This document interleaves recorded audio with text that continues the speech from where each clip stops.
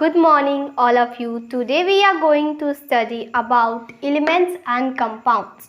In the previous video we have read about how to separate a mixture of gases from air, and now we will read about elements and compound. So first we know that what is the definition of elements. Means कि elements की परिभाषा क्या होती है। तो आज हम तत्व और यौगिक के बारे में पढ़ने वाले हैं। तो सबसे पहले जानेंगे कि तत्व होता क्या है, तत्व की परिभाषा क्या होती है। So first we know that what is the definition of element. So substances which can not be further divided by chemical reaction are called element. मतलब कि तत्व हम उसे कहते हैं जिसे रासायनिक क्रिया के द्वारा और हम विभाजित नहीं कर सकते हैं, उसे हम तत्व कहते हैं। And how many types of element, कितने टाइप होते हैं एलिमेंट्स के। So there are 3 types of element and which one. So first is metal, second is non metal and third is metalloid. आप इसे मेटलॉइड भी कह सकते हैं। तो देखिए कौन कौन से होते हैं। एक होते हैं धातु, दूसरे होते हैं अधातु और तीसरे होते हैं उपधातु। And these are the 3 types of element, type of element. And first we know that what is the properties of matter. After that we will read about the definition of matter and it is easy for understand. So first we know that about matter. सबसे पहले हम जानेंगे कि धातु क्या होता है, but सबसे पहले हम प्रॉपर्टीज जानेंगे मेटल के कि what is properties of metal. So first properties of metal. So metal has metallic luster. Metallic luster. Metal has metallic luster.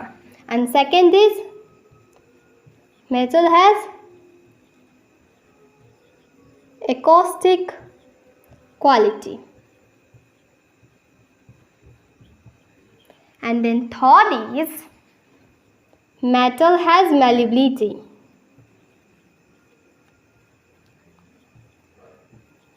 Malleability. And fourth is metal has tensile. Tensile means by which the metal can beaten and convert into thin wires. And 5 is electrical conductor. Electrical conductor is affected by electricity. So देखिए these are the properties of metals. ये गुणधर्म है धातु की। तो कौन कौन से हैं, जिसमें धात्विक चमक होती हो, जिसमें ध्वनिक गुण होती हो, जिसमें आघात वर्धनीयता होती हो, जिसमें तन्यता होती हो और जिसमें विद्युत धारा होती हो, उसे हम क्या कहते हैं। तो उसे हम मेटल कहते हैं, यानी कि धातु कहते हैं। अब हम जब इसकी प्रॉपर्टीज़ को देख चुके हैं तो इसकी एग्जांपल समझने में इसकी डेफिनेशन समझने में हमको आसानी होगी। So what is the definition of metal. Simple सा समझते हैं। Substances in which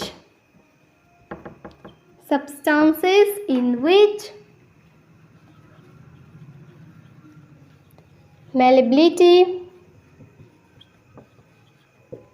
acoustic,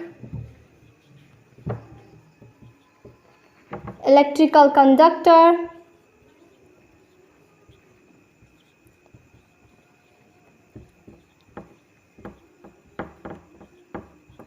etc. properties are found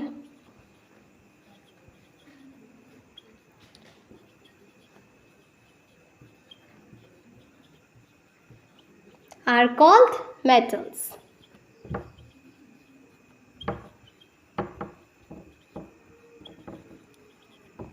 Substances in which malleability, acoustic, electrical conduction, etc. properties are found are called metals. मतलब कि वे पदार्थ जिसमें धात्विक चमक, धात्विक गुण, आघात वर्धनीयता और विद्युत धारा आदि पाए जाते हो उसे हम क्या कहते हैं? तो उसे हम धातु कहते हैं। And what is the examples of metal? So let us understand the example of metals. Example of metals. So gold, silver, iron, etc. Gold, silver, iron are some examples of metal because gold, silver, iron has all properties that are found in metals. देखिए, जो सोना है, चांदी है, जो लोहे है, ये किसके उदाहरण है? तो वो है धातु के। ये इसलिए क्योंकि उनके पास वो सब गुण होती हैं जो एक धातु के पास होती है। इसलिए क्योंकि गोल्ड के पास जब हम खरीदते हो तो बहुत ज़्यादा चमकता है, तो इसलिए ये भी क्या हुआ? हमारा धातु का उदाहरण हुआ। तो ये सब जो है ये किसके उदाहरण है? धातु के। अब चलिए हम समझते हैं non metal. So what is the properties of non-metals? So now presently the properties are found in metal are not found in non-metal. So this is its properties. इस देखिए, जो प्रॉपर्टी, जो गुणधर्म पाए जा रहे हैं धातु में वो नहीं पाए जाते हैं अधातु में. सिंपल सा means non-metal has no property of electrical conductor, non-metal has no property of acoustic quality, non-metal has no property of metallic luster. So what is the definition of non-metal? So non-metal. What is the definition of non-metal? non-metal के definition क्या है? मतलब कि अधातु की परिभाषा क्या है?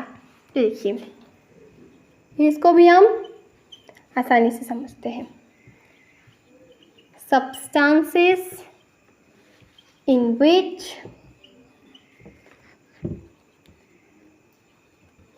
electrical conductor, malleability,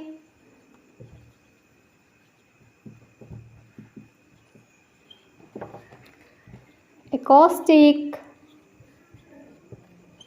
etc. properties are not found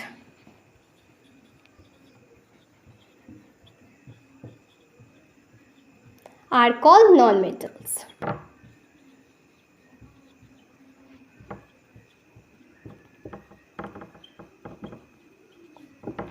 तो देखिए, substances in which electrical conductor, malleability, acoustic, etc. properties are not found are called non-metal.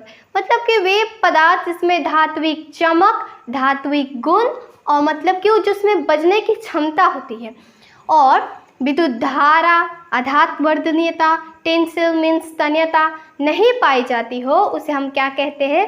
अधातु कहते हैं, यानी कि मीन्स non-metal कहते हैं. And what is the example of non-metal? So let us understand the example of non-metals. Coal, phosphorus,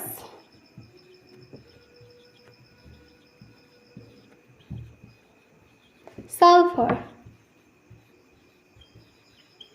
etc. Coal, phosphorus, sulfur, etc. are some examples of non-metal because coal, phosphorus, sulfur, etc. are not electrical conductor, malleability, acoustic. So this is the examples of non-metal. Clear? Next. Our next is, what is metalloid? Means उपधातु क्या है? What is metalloid?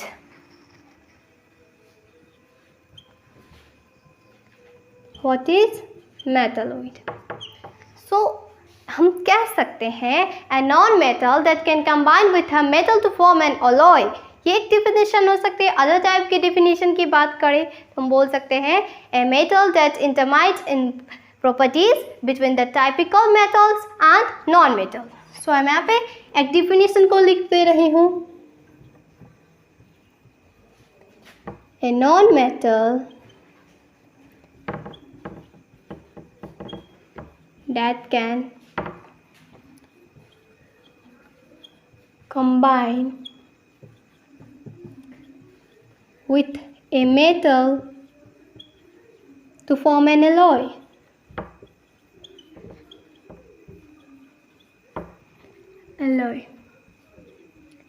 मतलब कि एक अधातु जो कि धातु के साथ जाकर मिलकर एक मिश्रण बना ले, उसे हम क्या कहते हैं? उपधातु बोलते हैं. And what is the example of metalloid? Metalloid के उदाहरण क्या है? देखिए एग्जांपल इसके: antimony, silicon,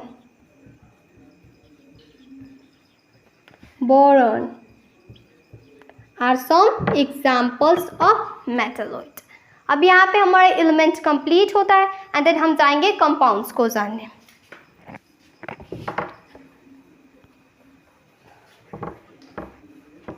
So you have memorized the table of symbol, then you can understand the compounds and its valency. सबसे पहले आपको क्या करना होगा? प्रतीकों वाली टेबल याद करना पड़ेगा, तभी जाकर आपको ये कंपाउंड्स अच्छे में से समझ में आएंगे. तो समझ लीजिए यहाँ पे क्या है? कंपाउंड है calcium phosphate. Here is our compound calcium phosphate. और इसके हमें मॉलिक्यूलर फॉर्मूला निकालनी है. तो हम क्या करेंगे? एक हमारे पास ट्रिक है. सबसे पहले कि what is the symbol of calcium? What is the symbol of calcium? So Ca is the symbol of calcium, and so I write here the symbol of calcium. Then below I write here its valency. So 2 valency of calcium. And what is the symbol of phosphate? So PO4. So I write here PO4 means I write here the symbol of phosphate, and then below I write here its valency means what is the valency of phosphate? So 3. Then I will do cross multiply the valency and symbol. So here is our Ca and 3 and PO4 and here is bracket and 2. इस type से हम निकाल सकते हैं molecular formula किसी भी compounds की. And then देखिए दूसरा एग्जांपल देखते हैं. Sodium phosphate.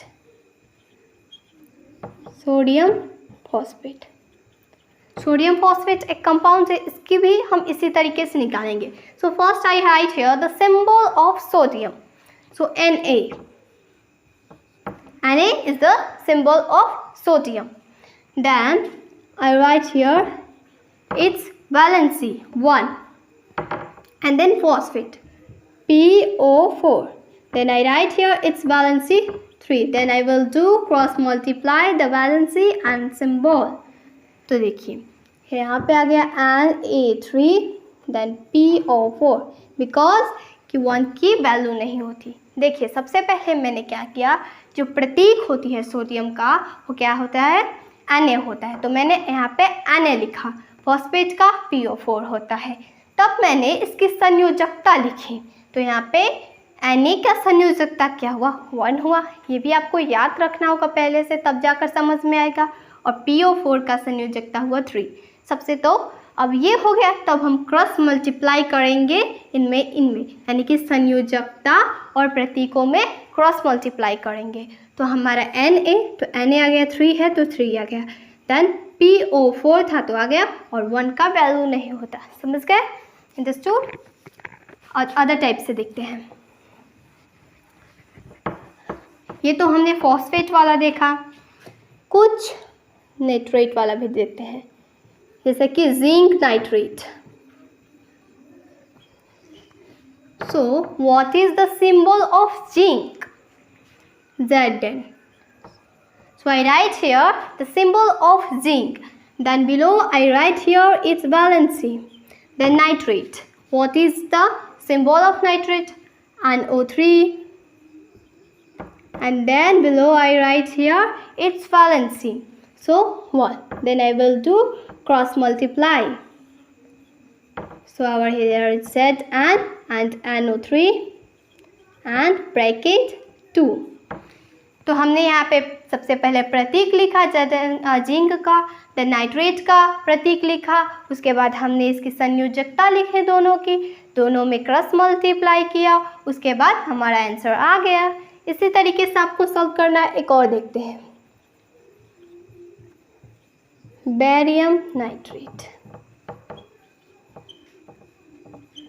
ये भी इसी तरीके से होगा। बेरियम का क्या होता है, तो यहाँ पे Ba मैंने लिखा है, so I write here the symbol of barium, then nitrate, NO3, and what is the valency of barium? 2, and nitrate 1. Then I will do cross multiply, and here our answer is coming, Ba and NO3 bracket 2। यहाँ पे हमारा answer आ गया। तो इस trick से हम compounds के molecular formula को निकाल सकते हैं। अब चलिए, यहाँ तो हमारी कंपाउंड्स थी, अब हम उनको मॉलिक्यूलर फार्मूला को निकालना जानेंगे। अब मॉलिक्यूलर फार्मूला है यहाँ पे कुछ आपके सामने, और आपको क्या निकालना है, इसकी कंपाउंड्स निकालनी है। तो Ca किसका सिंबल है, कैल्शियम का है, तो मैंने यहाँ पे कैल्शियम लिखा, और यहाँ पे O किसका सिंबल है, ऑक्साइड, सिंबल कैल्शियम ऑक्साइड हो गया। देखिए BaSO4, तो Ba किसका है, बेरियम, एंड देन SO4 किसका है, सल्फेट, बेरियम सल्फेट।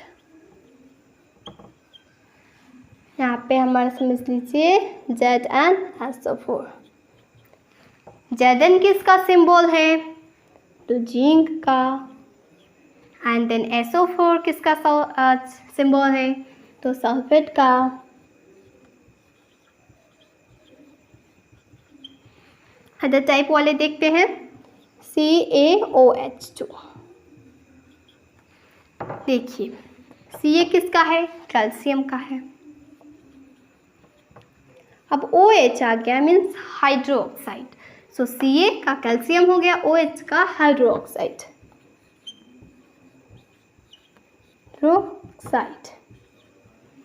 समझ गए, अंडरस्टूड। सो देखिए, इस तरीके से आप मॉलिक्यूलर फार्मूला के कंपाउंड्स निकाल सकते हैं, कंपाउंड्स के मॉलिक्यूलर फार्मूला से निकाल सकते हैं। Let's us understand with the question. Suppose that an element chloride has the formula MCl2, then what will be the formula of nitrate of that element, means so an element chloride has the formula MCl2, and then what will be the formula of copper nitrate, हमसे पूछ रहा है कि एक तत्व है M और उसके क्लोराइड का फॉर्मूला है MCl2, देन उसके उसी तत्व में यानी कि M के नाइट्रेट का फॉर्मूला क्या होगा। तो ये निकालने के लिए देखिए क्या करेंगे। So first I right here M and I amuse the valency of M is X, and then I write here the symbol of chloride Cl. Then I write here the valency of chloride, means 1. Then I will do cross multiply. हमने cross multiply किया तो क्या हमें, हाँ M1 का value नहीं होता है, देन ClX यही तो है, एंड देन यहाँ पे क्या दिया हुआ है, MCl2 दिया हुआ है। तो यहाँ पे क्या दिया है, MCl2 दिया हुआ है। तो MCl से तो MCl बन रहा है, लेकिन X और 2 नहीं बन रहा है। तो यहाँ पे मैंने लिखा x इक्वल टू 2, और x किसको हमने माना था, तो m को माना था, यानी कि m इक्वल टू 2। हमको इसकी वैलेंसी संयोजकता पता चल गई। अब इसके नाइट्रेट का फॉर्मूला निकालते हैं।